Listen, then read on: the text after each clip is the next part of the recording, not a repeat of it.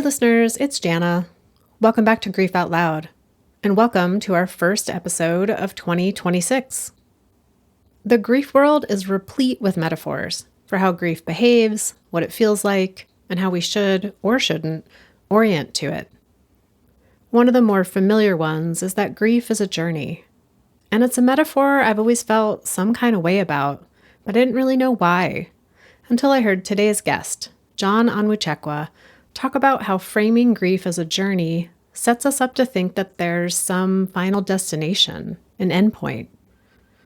For John, it's more accurate to think about grief as a language that we learn and one that we try to become more fluent in. As we grow with and around our grief, we acquire new words and stories to help understand the experience and to communicate it to others. John's introduction to this language came on April 14th, 2015, when he got a call that his brother Sam had died. This sudden, shocking loss altered so much for John, including his priorities and his understanding of how grief unfolds. We talk about how grief lives in our bodies, how storytelling can help to diminish the loneliness that accompanies loss, and the ways grief for Sam continues to ride alongside the joys and the celebrations in John's life. John Onwuchekwa is a thinker, writer, storyteller, and social entrepreneur whose work explores how people move through grief, meaning-making, and human flourishing. Okay, here's our conversation. John, thank you so much for making time to be part of Grief Out Loud. This is our first episode of 2026, and I am thrilled to be having it with you. I'm glad we made it work. So, as I was doing a little research, as I like to do, also called deep dive stalking on potential guests, of the things I learned about you, the word that comes to mind is multi-passionate. So I'm curious what you would like to tell listeners about who you are in this world.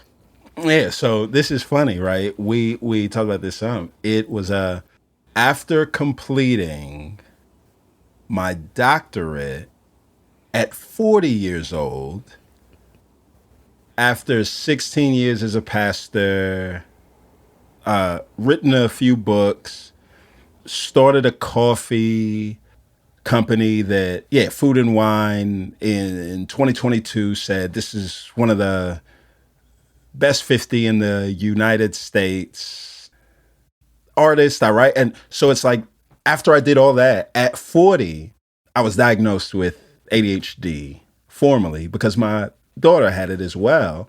And it was like, that is it. I think my whole life I was like, I like this and I like this and I like this and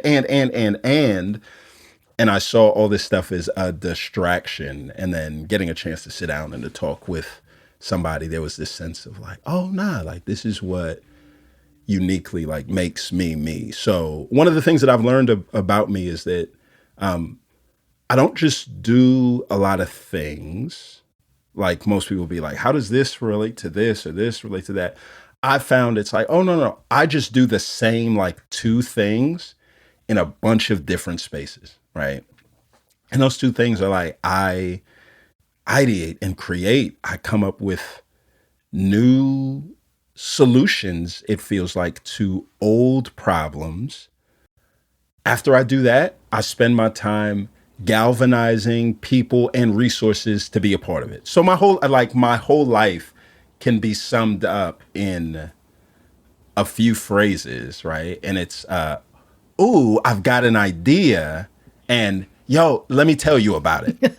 And then it's like, all right, glad to have you on the team. And then life goes on. So that's me in a nutshell. Father, husband, son, brother, friend, author, creator, writer, team builder, grief advocate, and storyteller. Yeah, and I know one of those areas where you've done a lot of like, hey, I've got an idea, let me tell you about it, is grief, and being very public about grief, and also the creator of some of the most new fascinating metaphors for grief. Like I've heard you Yes, talk yes, yes. about grief being a non-perishable food item, Food item. Yeah. and that likening it to a can of black beans. I was like, oh, that's a new one. I'm going to put that Right. one Yeah. in the. Come on. Yeah, yeah, yeah. And I know your entry, well, maybe your more public entry into grief was the death of your brother Sam back in Yes. April of Yes. 2015, and you've told the story of getting the news of his death many times. So I'm curious, in this arena, what story about his life would you like to tell? Oh, wow. Yeah, yeah. Thank you. You know, Sam was one of the hardest workers I've ever met in my life, right? And when I say like one of the hardest workers, I think one of the things that I mean by that is I say one of, there's two people that come into my mind when I think of hard work, and it is Sam and my dad. Both of them just had a motor. My mom there's as well too. Like just that immigrant motor. Like I've got to create the life that I want and that I need, and there is no plan B, and there is a mission that I have, and I'm going to give myself to this with everything in my being. It's like my mom and my dad had that thick, and Sam did too. And it skipped me, right? So it's like I love watching TV too much. I love leisure, but Sam was just somebody that never gave himself much to leisure, just because like working on things, building, creating, all of that stuff, all of that was something that just kind of fueled him. And that's the part about him that's maybe shaped me the most. So that's one part about him that's shaped me the most. And that whenever anybody praises anything I accomplish or do, it's kind of like this. I've got to throw a citation to just be like, oh, nah, like this is a derivative work. It was wholly inspired by Sam. When you do describe getting the news that Sam died, as you tell that story, it really feels like a rip in the fabric of your life. And as we're coming up on 11 years since he died, in this moment, what feels important to share, or what still sticks with you about that moment? Yeah, it's 11 years later, it's so hard to tell that story in a disembodied way, right? So I've spent the past few years traveling right coast to coast, telling these stories. And one of the ways that I've just had to work it out so that I could make it through without breaking down each time is trying to use the exact same words. And in some ways, it kind of feels like a play and a script, right, that I have. But any time that I tell it, it still feels unbelievable. So that's the like weird part, right? That every time the words come out of my mouth, it still does feel like that really happened. Is he really gone, right? And it's in the early days of grief, what makes it so hard is that you forget. So you get the news on April 14th, and the rest of the day is like, it is the worst day of your life, the compound of the worst feelings that you'll feel all at one time with the greatest intensity. And it throws your body into such exhaustion that you like pass out at night and you go to sleep. And then you wake up refreshed, and and for a moment you forget all that went on. And then you like remember, and you relive it all again in your body. And so that eventually goes away, but there's the intensity of it goes away. But I still am shocked by the way that when I say it, I still have to be like, damn, like that's real. It really happened. He's really not here. As you're talking about it, it's almost as if we have to teach ourselves again and again that this Yeah, oh person yeah. is no longer here in the form that we had them in our lives. And Yeah. has that been true for you for other losses, that sense of ongoing unrealness, or does that feel kind of unique? No, this is unique here. And I think the thing that I've learned like from that is that with other losses, it's like, oh yeah, no. I just didn't care about them that much. They didn't hold an important place in my life. So whether they were here or not in this world, it didn't matter. It was inconsequential to the way that I moved through the world. So it didn't have the same like shock. And with this one, it was, oh no, this has changed me. Like Sam died, he passed, he is fully gone. I'm still here, but parts of me are buried, right, in Dallas, Texas, where he is, and I just move through the world in a way where I realize that to be true and important and consequential. Almost as if there's parts of ourselves that are located within that relationship with that person, and we lose Yes. access maybe to that part of ourselves. Yeah. And yeah, and you just don't know when or how or if you'll ever get those things back. And more so, it's like you don't even know what those parts are, right? It's a Howard Thurman says, the testimony of mankind is that man didn't know how broken he was until he was made whole. I remember the first time I started taking these ADHD meds.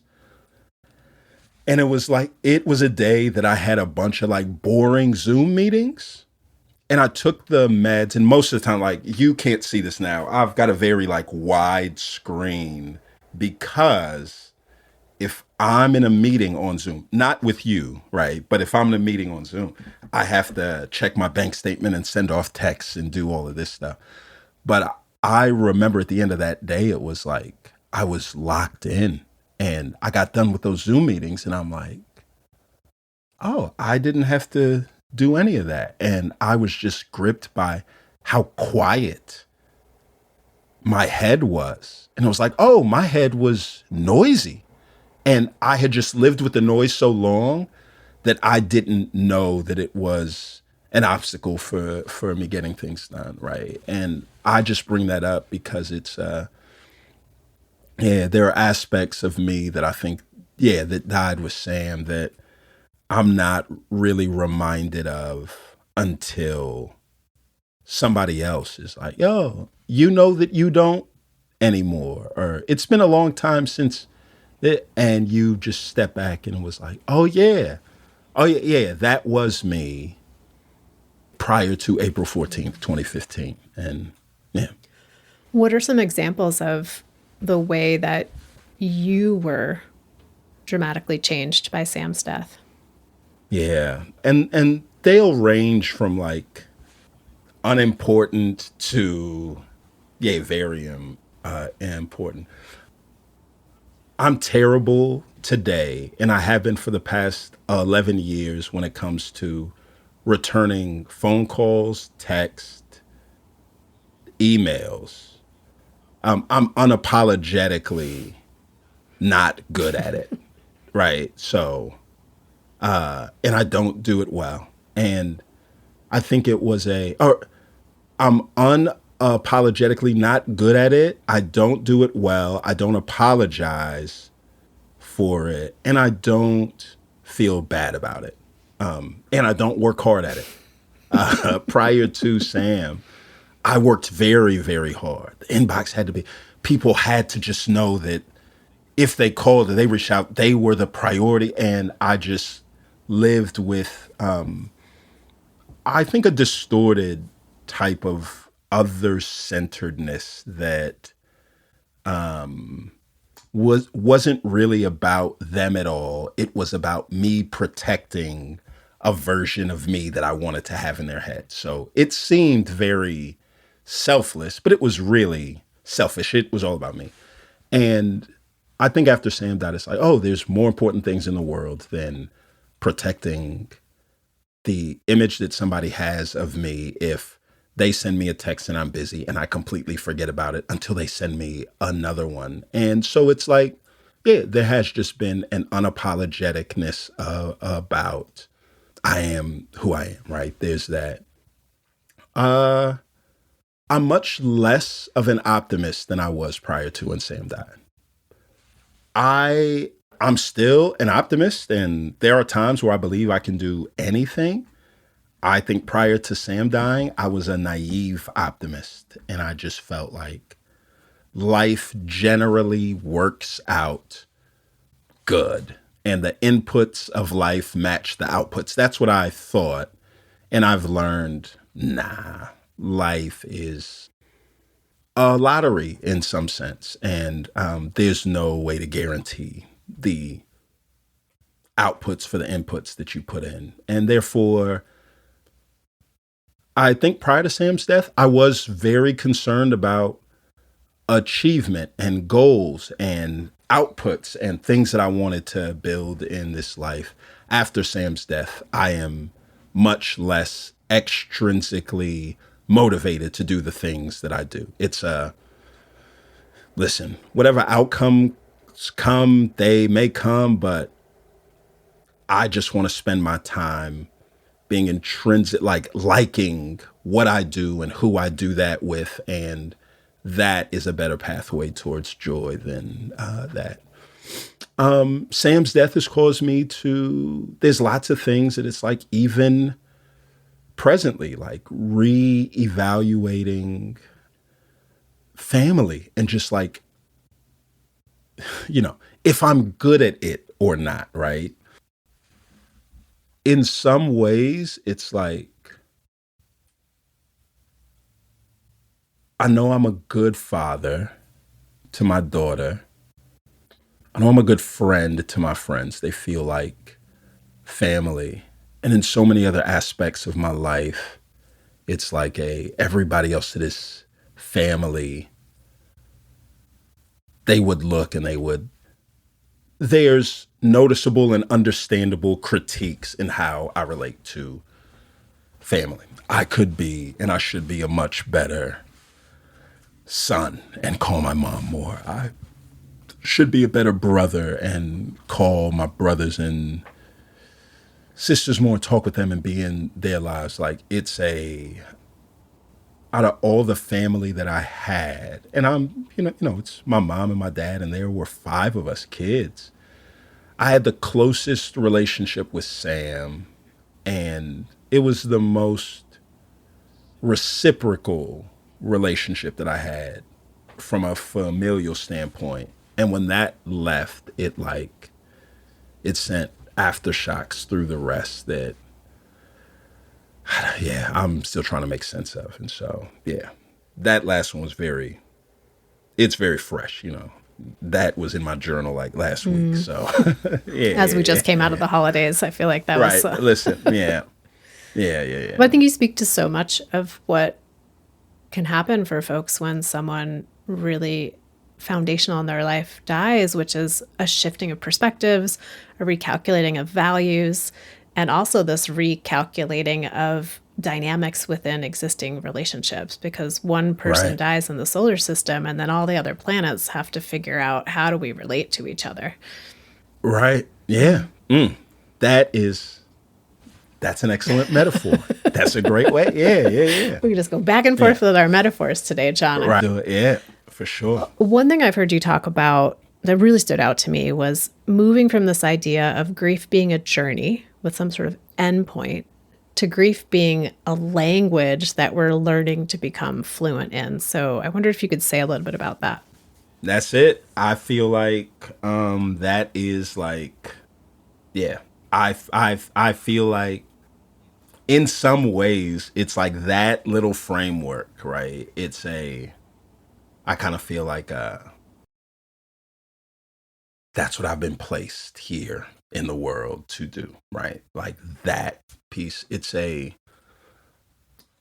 I think metaphors, right? They matter. They help us not just grasp concepts, but navigate reality, how we move through it, right? So, a bad one on something as important as grief and loss isn't just unhelpful, it is harmful, right? It is, the predominant metaphor used for grief is that grief is some kind of a journey, and journeys start and they have ends. And so people come into this thing and it's like, hey, you're starting your grief journey. I'm going to be here with you as long as you need, and journey, journey, journey. And it just ingrains in people like, oh, all right. So at some point, this journey's going to end. And I think when people think that there is an end in sight, the only thing that they get is the only thing in the world that is worse than real pain, and that is false hope. They go into the cave of grief, and people convince them that it is a tunnel with some light at the end. And they walk and walk and walk, and they do not see the light at the end. And they're convinced that they're blind until they run into a brick wall. And then they get up and look for a light, and they start to walk towards some light, and they find themselves at the entrance of the tunnel. And then they come out and they're shocked because it's like, no, no, wait, this is where I was when I started, right? And I think it just sets people up to fail and to look for the wrong thing. So I think maybe it's more helpful not to think of grief as a journey, but to think of grief as a language. And languages have different goals, right? The goal of a language is not to finish, it is to become fluent. Language was created for the purpose of connection. Language was created for the purpose of sharing stories. Language was made not to solve the issue of loss, which people think is the big thing with grief. Language was created to cure and to curb loneliness. And I think that loneliness is the subversive, the subtle, the undercover enemy of grief, right? It is the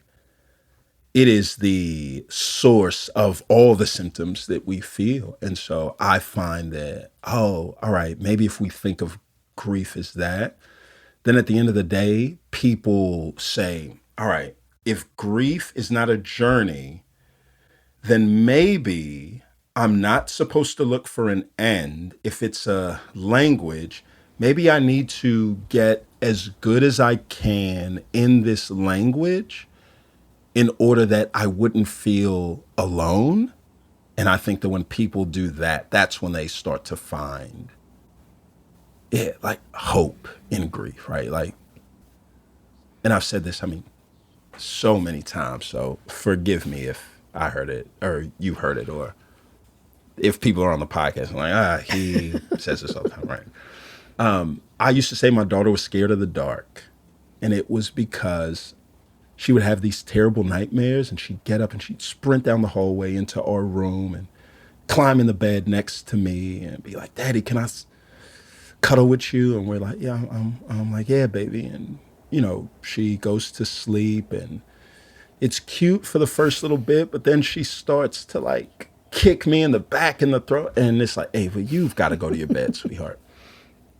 And so as I send her back down the dark hallway that she was scared of, she says two things. One is a statement. The other is a request. The statement is unsurprising. It's the request that shocks me the most. The statement is, but Dad, I'm scared of the dark. And I say, well, I know that. And she says, the request is, well, Dad, can you hold my hand and walk me back to my room? She never asked me to turn the lights on. So she says, I'm scared of this dark hallway. And there's times where I'm so tired, I offer. I'm like, yo, I'll just turn the lights on.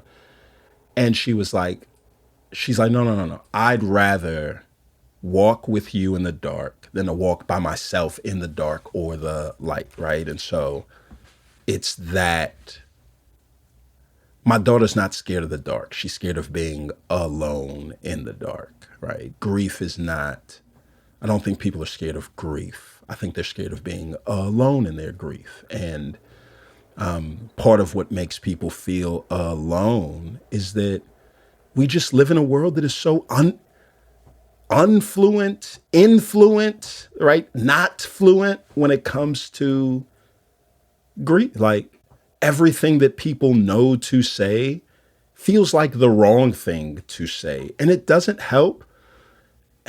And the most shared language that we have for grief is the most shallow language. And nobody knows the source, right? Like, where did you learn to say sorry for your loss, right? Probably from the same place that you learn to say bless you when somebody sneezes. So we all have it and it's all shared, but it doesn't work or help. And so I've just, yeah, it kind of feels like as of now, my life's work is, trying to find the right words when there are none. The other thing I hadn't thought about from this perspective of grief being more of a language that we learn over time versus being a journey that we, go through calamities and then we get to the end, Yeah. is this idea that most languages come with a past tense, a present tense, and a future tense. And that so many people think grief is going to be only in the past tense. And they get Right. very caught off guard and upset by the fact that grief also lives in the future tense, that we continue to walk into that cave of grief when we hit a new phase of our life. Because now Right. we've moved into a new place of knowing ourselves without that person there. No place to put what we know about ourselves. There's no location with that person to do that with. So, Yes. That's that yeah, is beautiful. It's the reason why, right? The 5 stages of grief were never meant to be a linear pathway that you go on and you complete, right? When those stages were created, they were created by studying terminally ill patients that were on their way to death, not the people that they left behind. So, if I have a terminal illness and I go through the denial, anger, bargaining, I don't even, despair, acceptance, it is like, okay, I've reached the acceptance phase and I'm not going to be here any longer. That journey is complete if it's the 5 stages of dying. When you're grieving, it's like, okay, I went through all five of those stages. And then 2 years to the date that my brother took his last breath, after 10 years of unexplained infertility, my daughter's born and she takes her first breath. And now I'm full of joy, but now I'm angry. Why? Because he's not here to see that. And I'm like, wait a minute. I thought I went through all the five. Why am I back? And you just start to find that no, that as life goes on, it is a cycle. And that's what I'm saying. There is no end. And then if there is no end, right, then what is the purpose of those events? What is the usefulness of those stories? Toni Morrison has this concept called rememory that she coined. And it's just, it's the act of reclaiming a past narrative to help you hold and embrace present and ongoing trauma. So you reclaim a past story to reframe present and ongoing trauma. And so it is the stories help people hold their grief, not by providing answers for your grief, but by reminding you that your story, however bad it is an incomplete one. So now the story of my brother dying and 2 years later, my daughter being born on that same day that he took his last breath helps me to realize that a day in my calendar that I used to just put an X on as like, I don't want to be there, has turned into a different kind of X, right? It's not just all bad. It is a day where grief and hope uniquely intersect. And I am reminded I do not have to choose, but that both of those can live on the same day. And then as I tell that story, people who find themselves before hope intersects with their grief can say, right now it's just grief, but I'm holding on to hope that maybe one day I can have or write a similar story. And it serves as a reminder when that person does step into perhaps that new way of Yeah. languaging for grief, Yeah. to maybe have a pause before all the self recrimination comes in, to be like, oh, right, I remember John talked about that. So I'm not the only one who's holding both joy and grief at the same time. That's it. And that's what, yeah, that's what stories do, right? Stories are the avenues that we use to cultivate virtue on the inside, right? So patience, I feel like being the most important virtue for the griever and the would-be comforter. And you ask yourself, how do people get patience? And it's like, no, it is stories. Like, yeah, your stories are these like time locked vaults where no, I'm going to reveal a truth or a thing that helps, but I'm going to put it in a package where you actually have to exhibit the virtue of patience if you're going to receive this. That you've got to wait until the end. You've got to hear the twists and the turns. And when you do that, even based on the way that our brains are wired, truth in the form of a story sticks in a way where you can recall it after hearing it one time, and then it sticks there. And when you find yourself at a place where you're drowning in despair, that story pops up as a life raft. And it's the, oh yeah, I remember that, and maybe it's true for me as well. So With all our talk of language and storytelling, it's very much in my like mind, verbal. And I wanted to talk a little bit about the body and grief. And you've talked about oh, this this idea is that grief creates these acquired reflexes, I think is the language that you've yeah. used. And so, yeah, Yes. tell me more about that. Yeah. All right. So first of all, the framework, and I'm glad that you brought this up. I think grief is at least four things. Grief is a body language. Grief is a oral, spoken language. Grief is a written language, and grief is a sign language. And each of those have a unique thing. Your body language. Grief is like we don't learn how to speak with our words first. We learn how to speak with our bodies, right? When they say body language, when somebody is emotionally confused or in a train wreck, body language is 55% of communication. So if you want to know what an emotionally confused person actually feels, trust their body language more than they trust their words. Because you lie with your mouth, you do not lie with your body. And when we do that, we find that with grief, like our body's not a liar. It's meant to be a liaison. It's meant to remind us that we're holding on to something, that the grief hasn't left, that it is there, that our body reacts, right? I do not need a calendar or an alarm clock to remind me April 14th is around the corner, right? There's a literal 28-day span between my brother's birthday and the day that he passed. And every year, my body just kind of shuts down or reacts in these ways, right? That just make it hard. I got the news at a Longhorn Steakhouse in Orlando that my brother died. I have not eaten at a Longhorn Steakhouse since.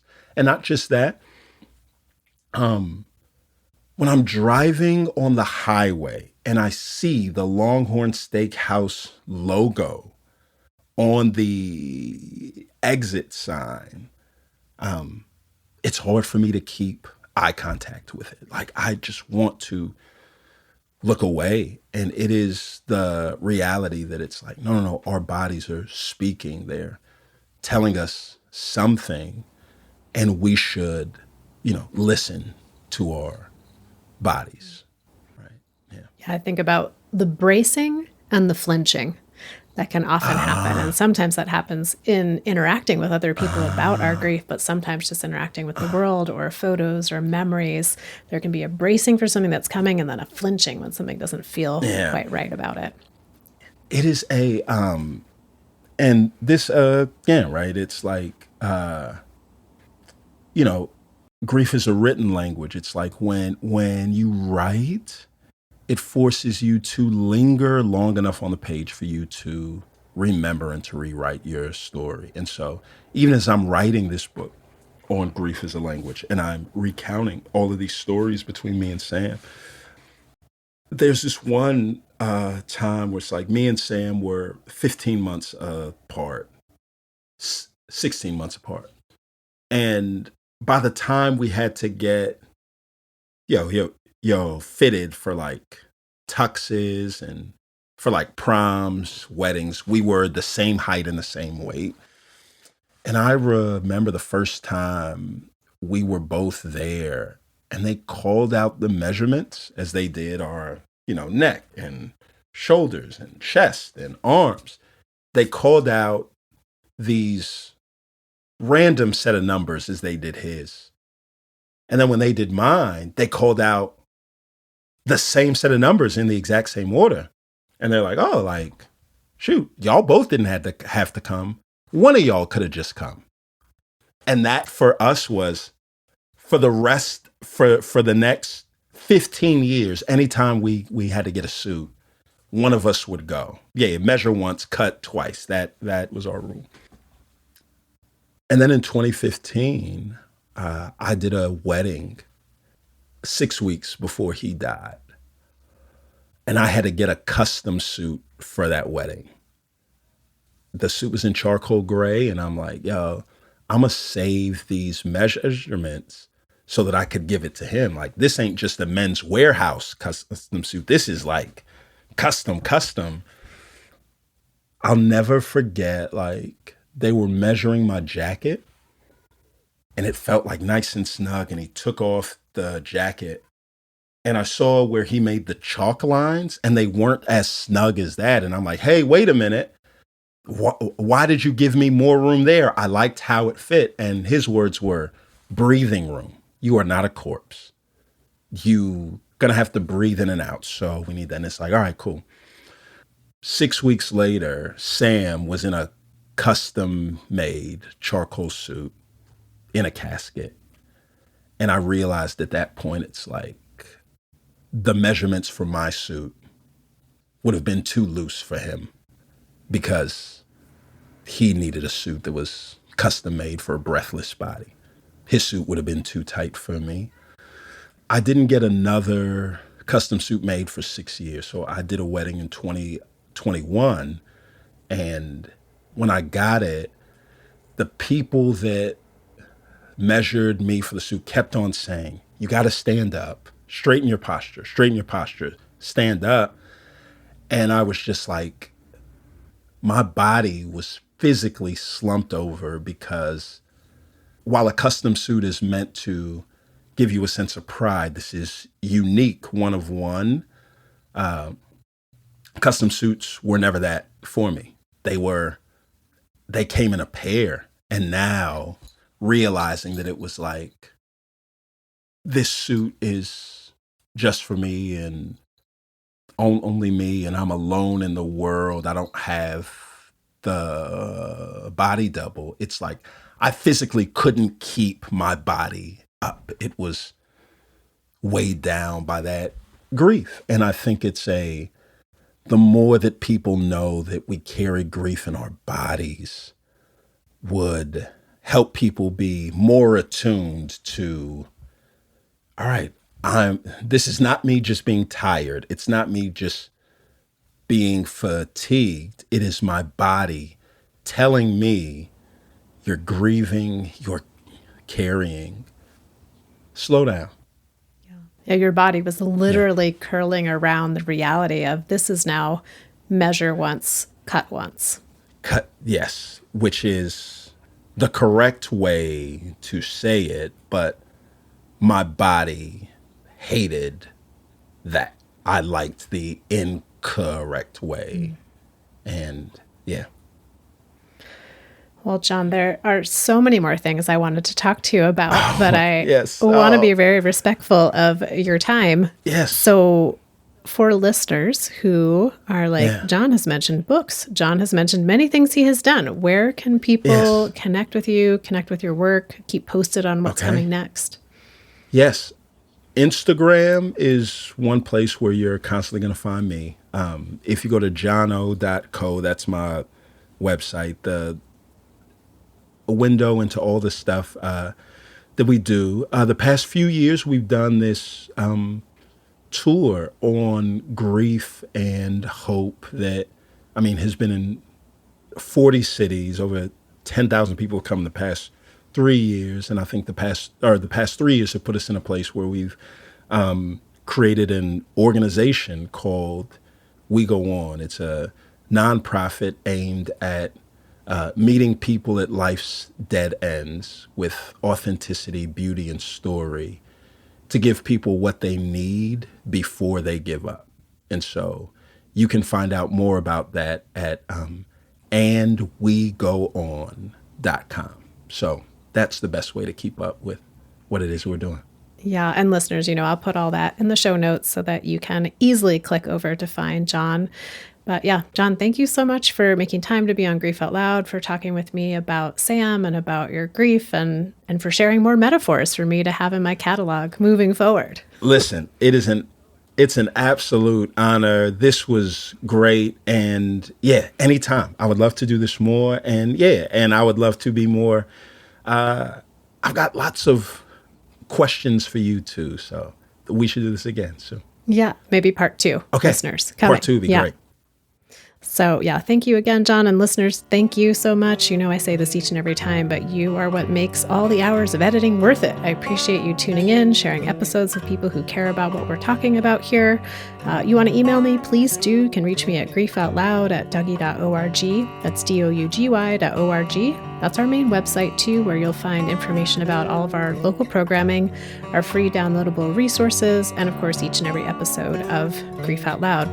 I'm always excited to share. The podcast is sponsored in part by the Chester Steffen Endowment Fund. Grief Out Loud is a production of Dougy Center, the National Grief Center for Children and Families in Portland, Oregon. Thanks so much for listening. Hope you'll join us again next time.